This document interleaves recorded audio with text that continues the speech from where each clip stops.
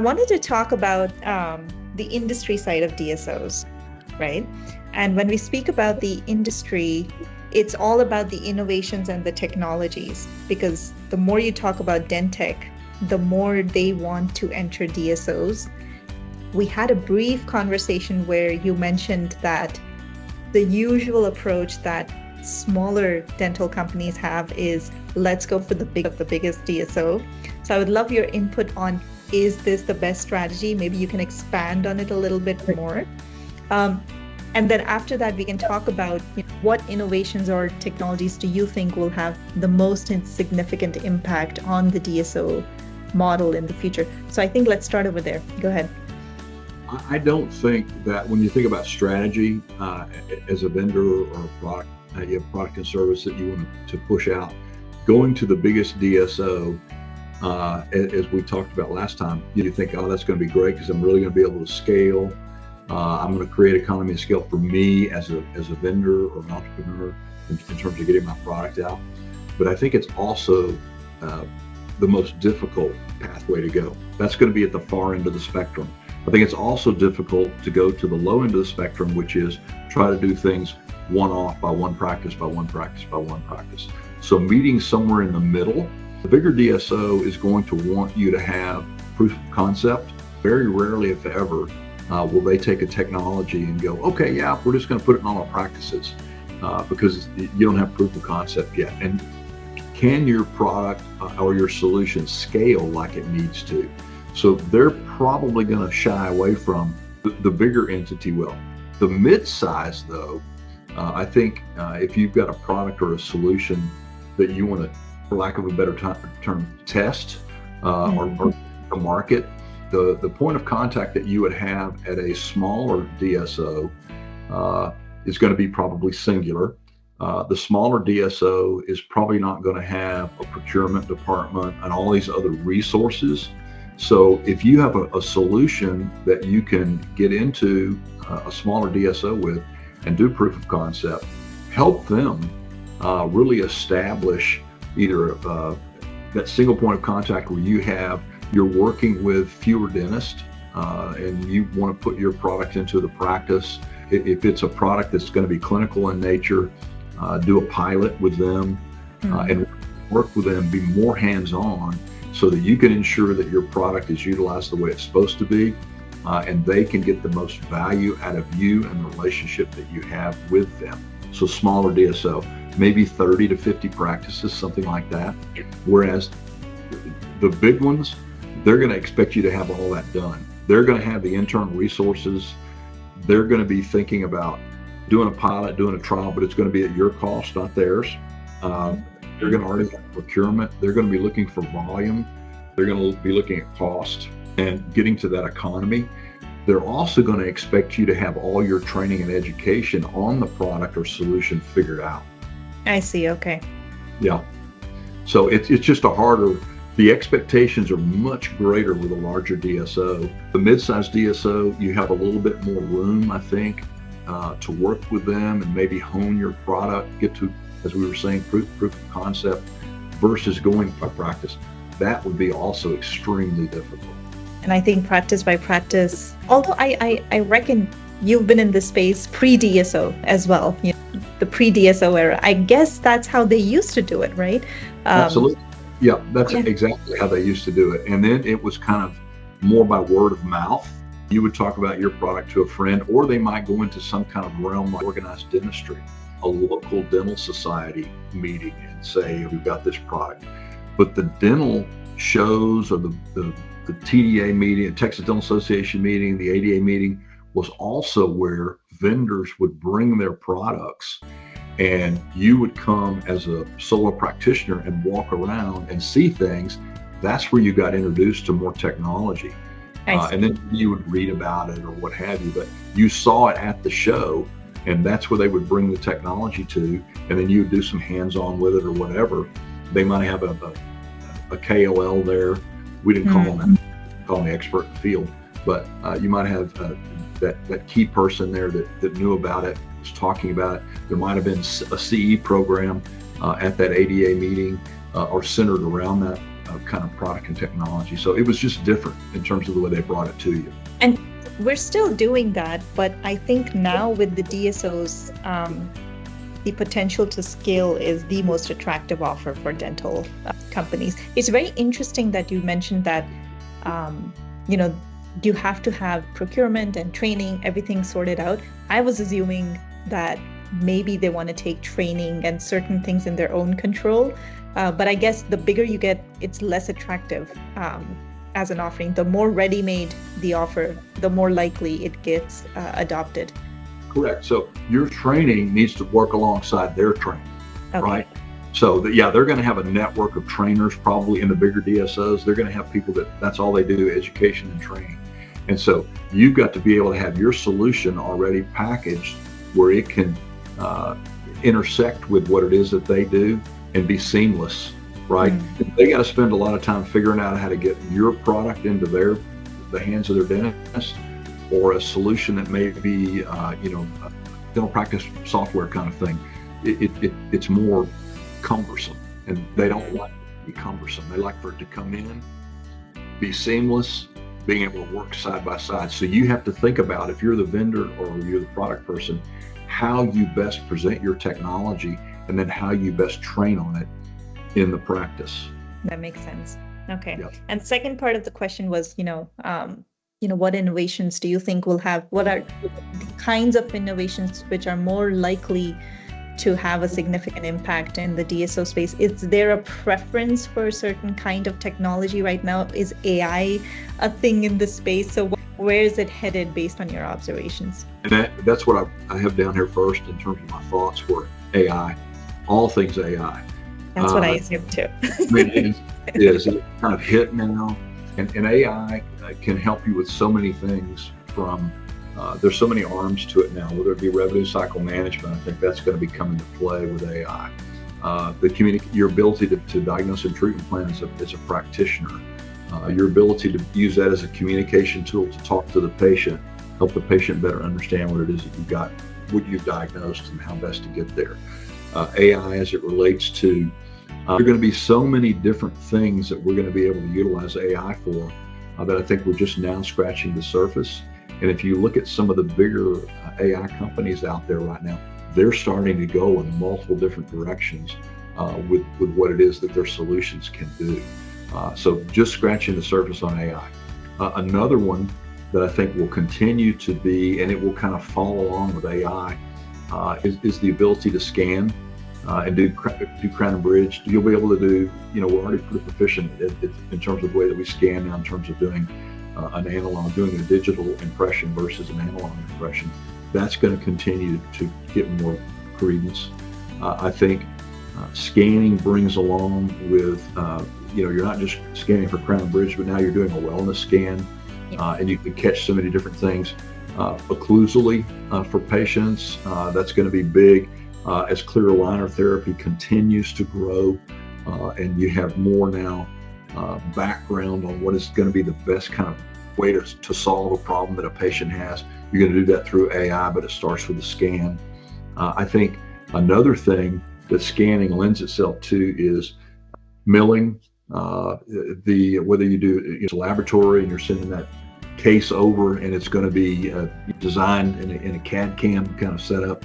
Yeah. I think 3D printing is another one, as we're able to improve the materials that you can print and print with. That's going to also, I think, begin to revolutionize crown and bridge. And so those would be kinds of the things that I'm thinking about. People talk about robotics and some other stuff. I'm not there yet on that because I still think you have the doctor-patient relationship, that you really, and we all know every tooth is different, every patient is different, so getting into robotics maybe at some point in time, but maybe not quite there yet. No, robotics is definitely, they're trying to edge their way in, but I think I have one of the people in my network and they're building something very exciting in the robotic space. But yeah, when it comes to dentistry, I recently made a post on LinkedIn. Dentists are truly skeptical, which makes them great critics in general, because we are so skeptical in our approach. They're probably very good critiques. They provide good critiques to ideas. But it's so interesting. AI for me is coming to me now that I'm really expanding in this space and expanding my network. It's coming to me left and right. For example, today I got a message of this person who's based in Pakistan. He's got a great company and he's actually building an AI receptionist for dentists and dental clinics to book appointments automatically without human intervention. And it's stuff like that. And they're simple. They're not very old. These are young, smart engineers who are sitting down coding, and they're making these great quick products for a niche in the dental space. And I think one of our core clients is also DiagnoCat AI, and they have been doing some great stuff in the AI space. And we've been with them for like, I don't know, 3 years, 4 years now. And coming to your point of AI and scanning, they've kind of merged the two and they've built this product. So for me, based on my observations, I think AI is definitely, it's not just a buzzword anymore. People are actually investing money, time, energy into its adoption. So very exciting to see where that's headed. And it's good for our group to know that if you're building any product in this space, then maybe you can also reach out to us and see how we might be able to support you for those initial conversations, see if we can help you out there. Absolutely. I mean, you talked about one phase of AI, and I don't want to dwell on that, but with these folks in Pakistan that are developing something that makes it easier for the patient to have access to schedule, kind of the receptionistless front desk kind of thing, where they can do it electronically. And we've seen more and more of that, where the patient has the ability to go in and schedule themselves. It's another big kind of revolutionary kind of thing. The dentist has to give up control of their schedule to some degree, but you can put certain parameters in there. And I would think with AI, you would know, okay, the doctor likes to see the patient as an emergency between pick a time, certain hour of the day, and AI would prove that out. And that's where they could put them in and would work in their schedule. I think all that stuff is very creative and innovative and will work for sure. I can imagine being in my clinic right now and just not worrying about that scheduling part of the responsibility. I absolutely love the idea. I would happily take it and test it, try it out in as many clinics. So when it comes to, how about, let's say that, we got this technology, a very interesting technology, into a DSO conversation, then how do you balance the adoption of the new technology, whilst maintaining cost-effective operations? What is the process of adoption of these new technologies in the DSO space? Well, it's got to be cost-effective. That's going to be the buzzword. It's got to be something that's going to add efficiency. It's got to be effective. It's got to improve accuracy. It's got to be a time saver. So when you think about how you present that to the DSO, craves those kinds of things. They crave something that's more cost-effective, cost-efficient. That's because they want to be able to scale it. And what we have to sell as dentists is our time. And so if any product has got to improve my ability to manage my time, does it take me less time to do a procedure? Does it take someone at the front desk less time to check out the patient, schedule the patient, hear back from the third-party payer on insurances? So it's about those efficiencies. And if your product or your solution can do that, you're going to go to front and center, because the non-dental people in that C-suite are going to be thinking about, okay, how do we improve time? How do we improve efficiencies? And, oh, by the way, as we said, it's got to be cost effective. They see that and they get out way over here and go, wow, this is going to help us, drive a whole lot more patient care because we'll be able to do this. They want to get it to the clinic. So a lot of times you'll be able to skip some steps in terms of your process to be able to get in, if that's the case. Where the clinic people usually go, let's put the brakes on this just a little bit and find out if it actually works first. So then that's back to, how do we do a pilot and prove it? Is it effective, accurate, and is it a time saver? But that's how you get it in. If there's a lot of buzz around it, it gets into the dental economics kind of world, and then they're talking about it in dental economics, and you've got a chief growth officer that's looking at this, and they're going, oh, I just read about this thing here. They may have never been in a practice. Yeah. It's that, but they think it's going to be something that's going to add to their scope and their scale.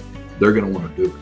It's so interesting that you use these buzzwords because I can bring my experience from the marketing world, efficiency, accuracy, time saving. These are key words that everybody tries to adapt their pitch and their presentation decks around it. The cost effectiveness, I think, in my personal opinion, is where it becomes a make or break deal.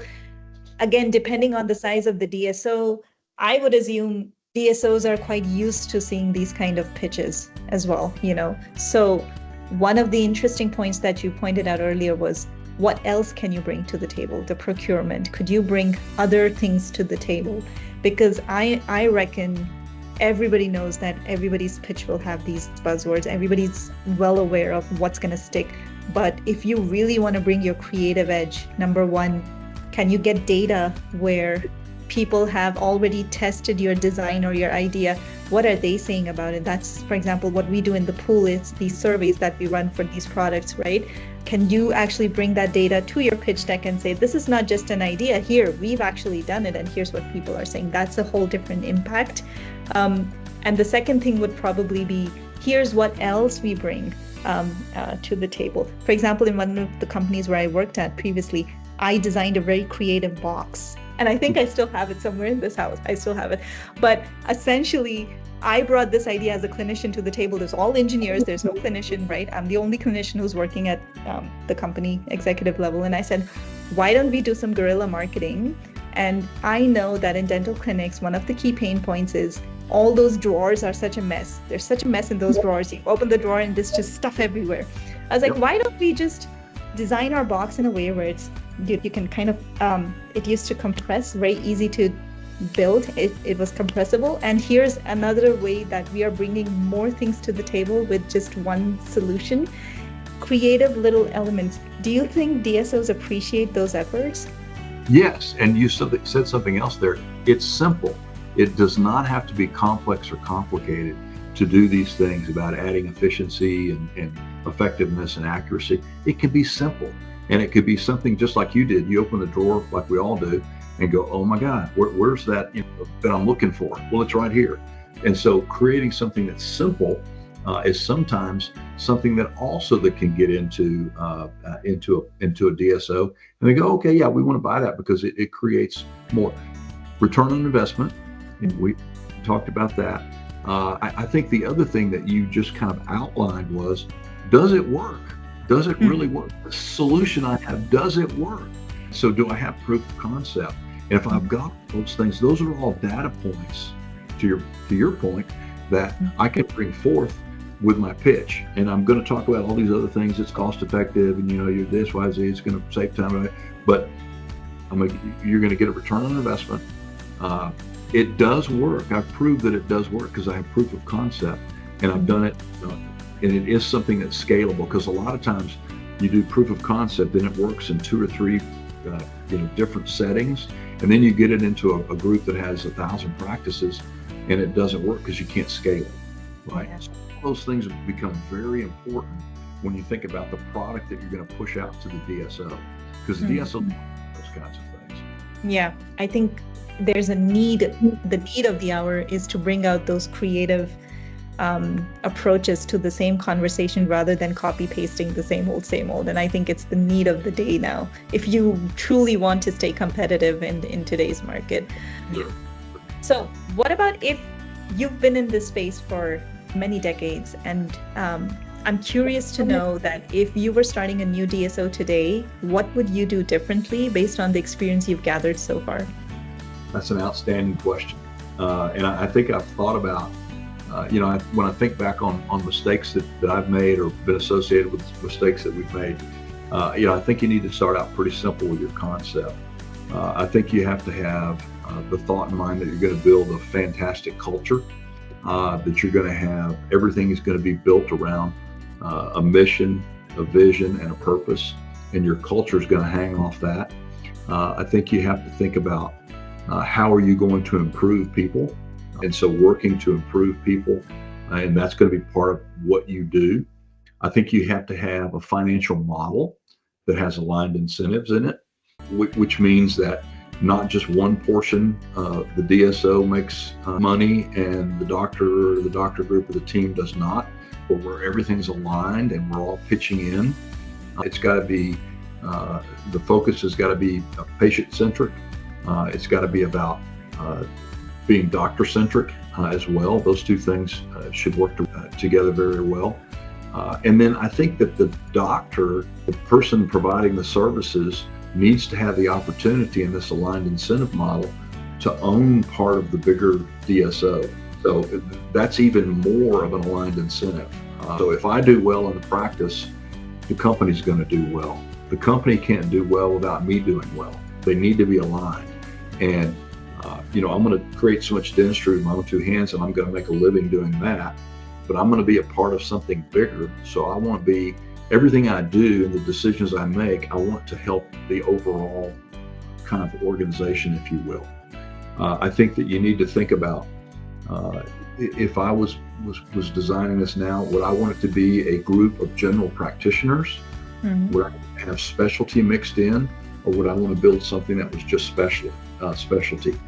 My sense would be I would prefer to probably have more of a GP kind of model, have another model where you have specialists, but them not work in a vacuum, them figuring out how they work together. Have your specialty DSO working in concert with your GP and be kind of synergistic, so to speak, but have them as two different entities, but not mix them.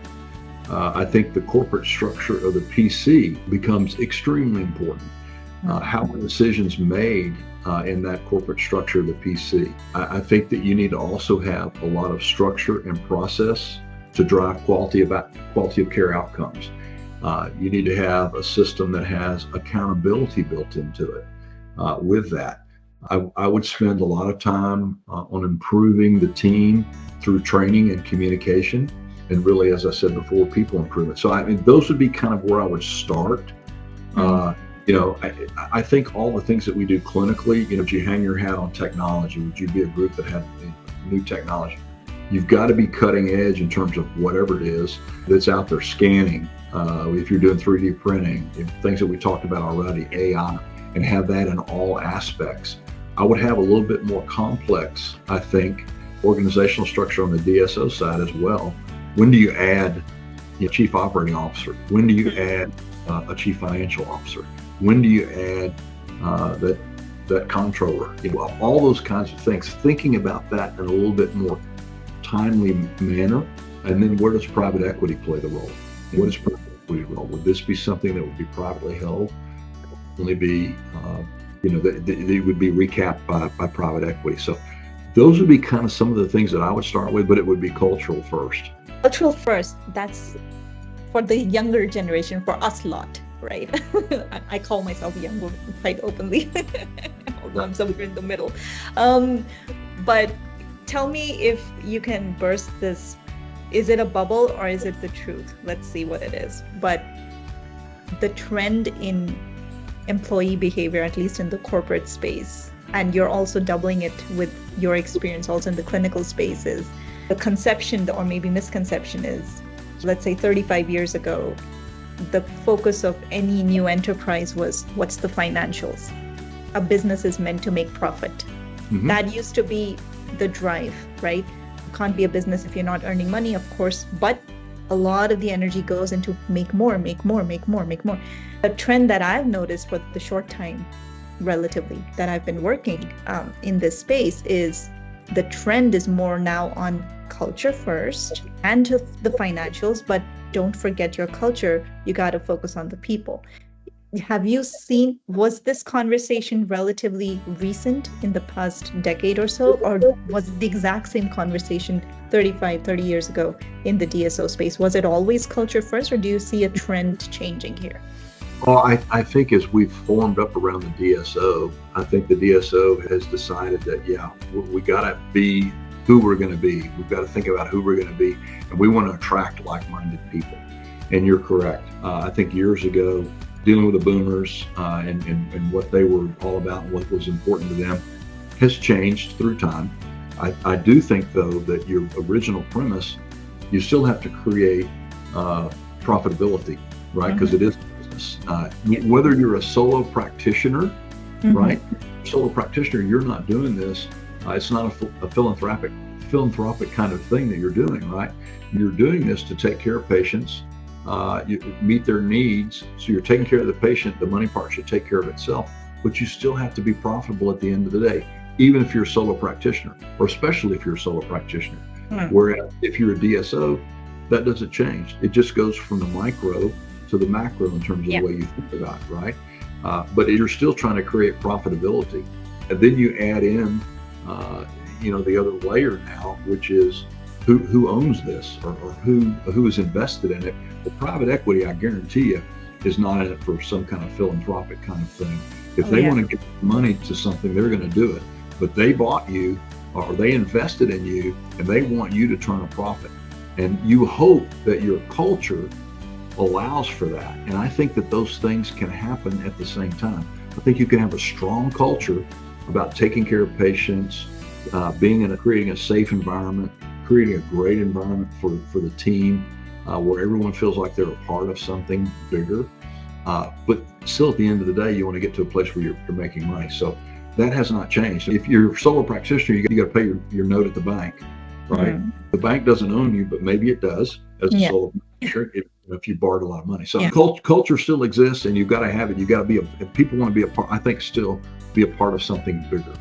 Yeah, and I think also the element to add, the biggest elephant in the room that we didn't discuss is social media. The trend that has changed. 30 years ago, people couldn't go on Google reviews and write about their experience, but now they can. So culture has become so core to the branding and to the understanding of who you are as an entity, that culture fits the bill there for sure, and it's worth investing in that right at the get-go, compared to facing those awkward moments of somebody wrote the truth online or some whistleblower situation, and then you're like, oh, we need to go and fix this now because our brand is in danger. I think you also said something else about technology at our fingertips and being able to figure out stuff. I can remember back in the day when you would talk to somebody about endodontic therapy, and you were talking to them about it, and they may have never heard about it, or they'd only heard bad things. Now the patient can go Google what's an endodontic treatment, and they'll know. They're more educated. And are you educating them in the same manner? Because they're going to go figure it out, all the good and all the bad, or whatever the procedure is, and they have that at their fingertips now, right? Not just, well, Ray did a good endo, and no one knows that. Now Ray does a good endo, and the patient has a great experience. To your point, they're going to go give me 5 stars, and I want them, right? And my brand wants that, and we want to collect people that want that and be savvy about that.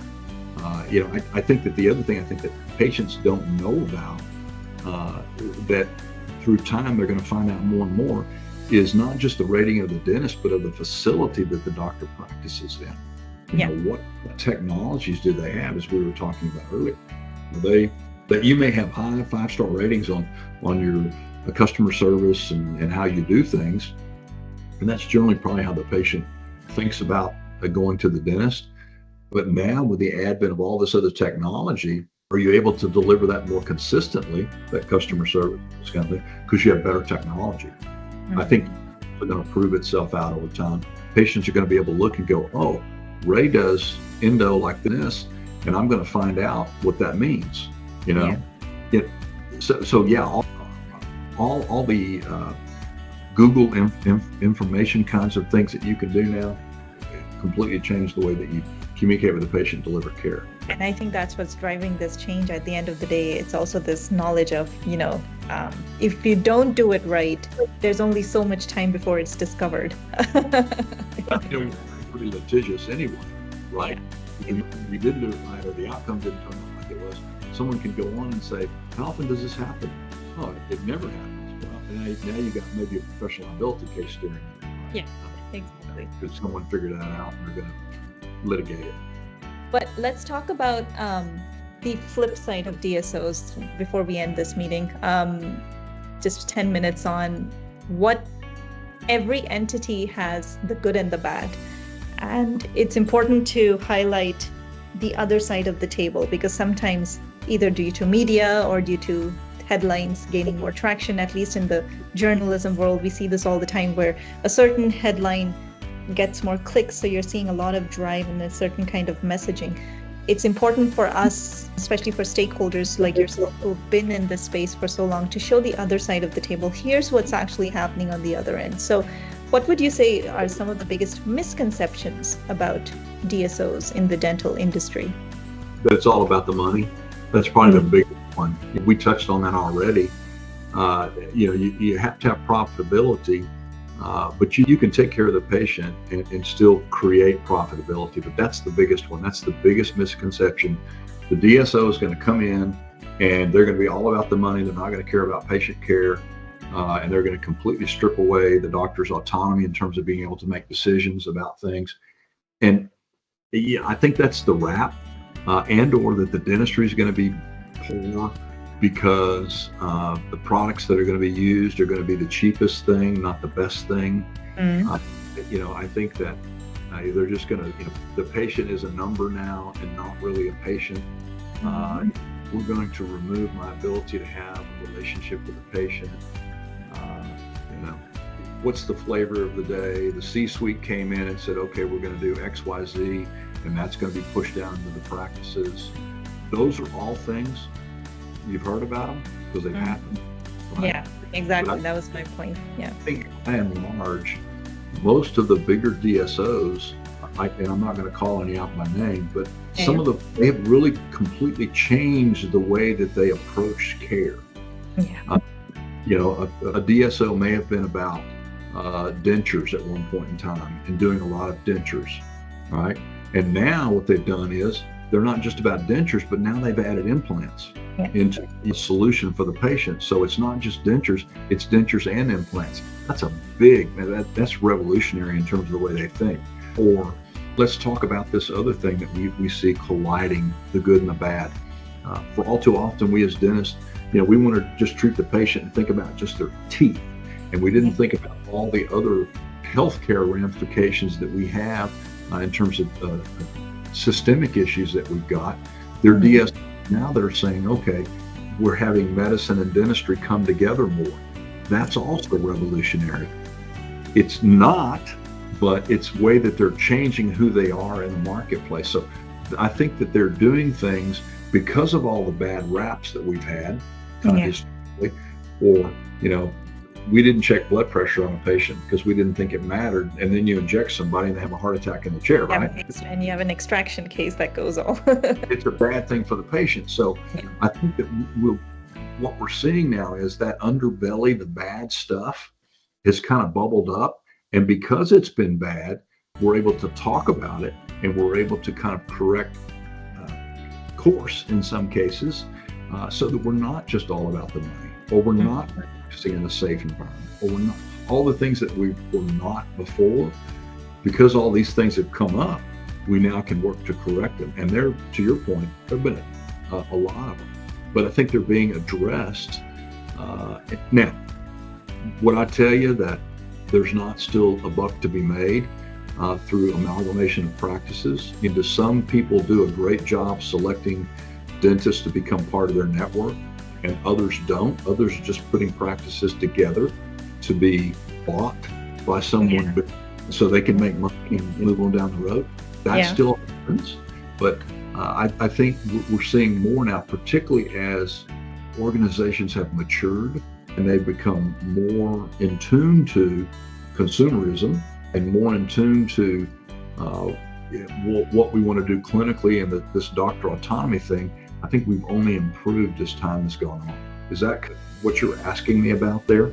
Exactly. And I think it's a good place to end our conversation, because there's different, my mind map is working and I'm thinking of different angles that we can pick up in the next call. But there's also consumer behavior, which has changed. Patient behaviors has changed a lot.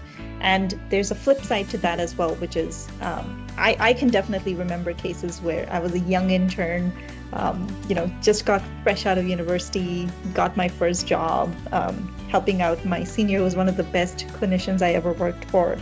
She had a phenomenal practice, and the patient comes in, the patient knew about having a geographic tongue and that whole thing. And I was being put through the process by my mentor of, what do you think it is? What are the symptoms? And she's doing the process. And in the end, the patient just blurts it out. I have geographic tongue. Why is it taking so long?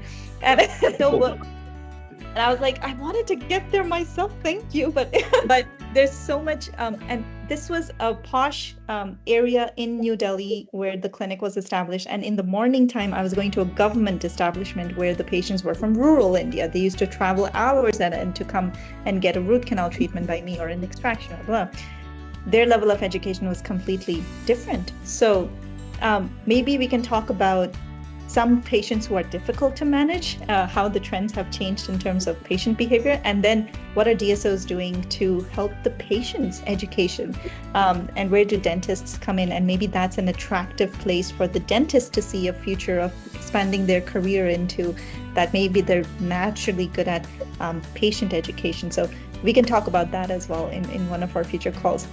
That's a good one. That's a very good one, actually, about, again, something simple to help me improve the ability for me to communicate with my patient and have the patient understand what it is that I'm trying to do for them. Yes, right? Exactly. And I think that will always be a need.